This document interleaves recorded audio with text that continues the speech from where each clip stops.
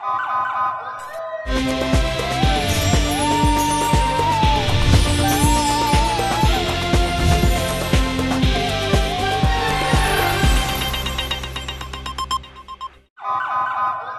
پہلے نظر ڈالتے ہیں اب تک کی بلیٹن کی۔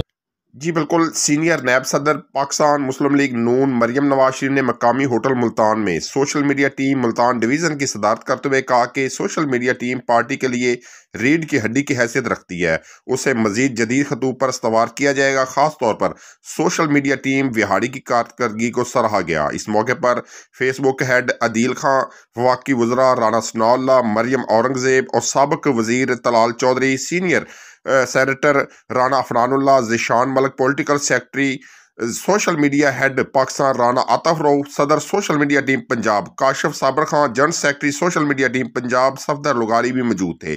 اس موقع پر مریم نواز شریف نے مزید کہا کہ قربانیاں دینے والے نظریاتی کارکن ہی جماعت کا اصل سرمایہ ہیں۔ مخلص کارکنان پارٹی میں ریڑھ کی ہڈی کی حیثیت رکھتے ہیں۔ لیگی قیادت نے سوشل میڈیا ٹیم وہاڑی کی کارکردگی خدمات کو سراہتے ہوئے کہا کہ وہاڑی کی ٹیم نے ہمیشہ میاں محمد نواز شریف کو سچا اور نڈر سپاہی بن کر مسلم لیگ نون کا پرچم سر بلند رکھا، پارٹی کے لیے جیل کی سختیاں و قید برداشت کی، مگر پارٹی اور قیادت سے وفا نبھائی۔